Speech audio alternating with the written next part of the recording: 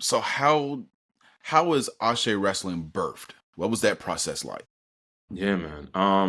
2019, I was me and Saeed Al Sabah, who's a performer for us. He's part of a tag team called The Audacity with his brother Treehouse Lee.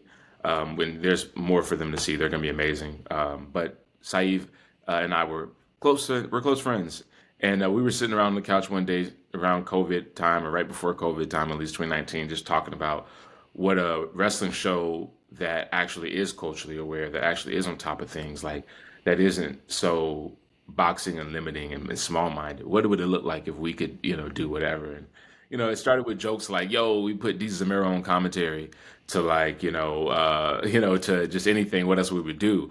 But like, silly gimmicks or whatever. But then we started kind of taking it more seriously and realizing how much it was needed. As the landscape opened itself up for pro wrestling, there were still so many caps for other people. New companies, bust up, more shows are happening, but still not a lot of black performers on these shows. And if they are on these shows, they're not really elevating, right?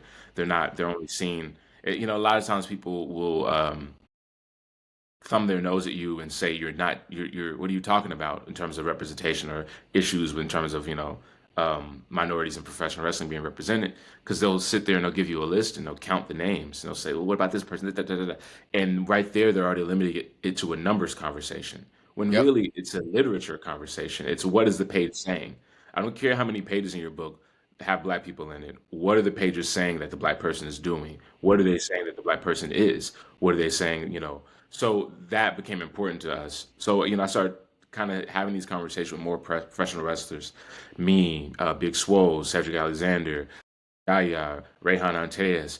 And for a little bit, we were kind of putting money in a pot together. We hadn't raised that much, but we were just putting money in a pot like monthly or weekly or so. I can't even remember.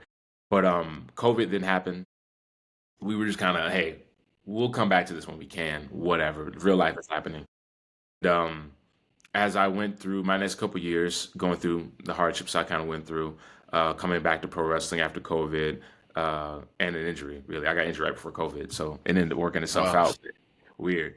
But yeah, between that, and then having to sit down, I took a leave of absence in 2022. Didn't want to make a big deal about it. I thought I was going to be gone for about a couple months, but I ended up taking a year and a half, almost 2 years off.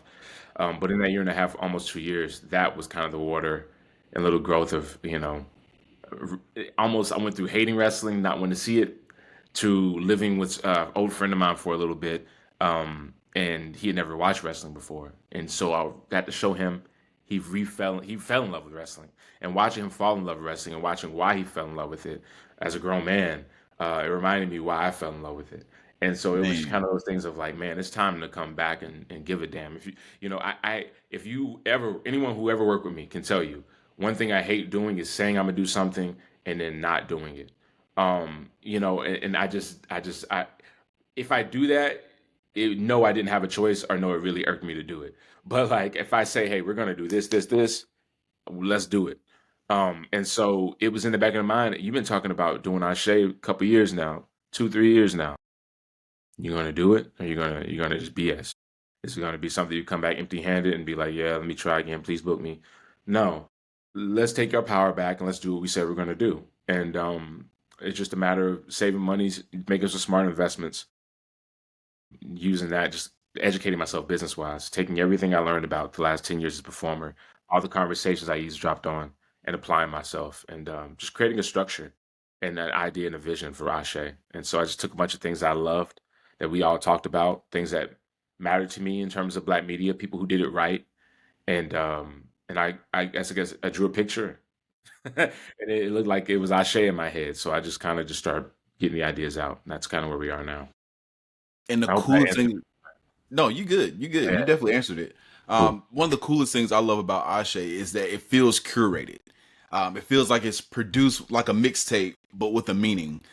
So what's the heartbeat behind the show's production? From the presentation, the music, because you Mm. have a whole vibe going on. If for those who are looking at this, those who are watching this, if you go to YouTube, go to Ashe Wrestling, watch one episode, you're going to see wrestling, you're going to see entertainment, literal entertainment. They have rappers, performers who come on, and then you go right back into the wrestling.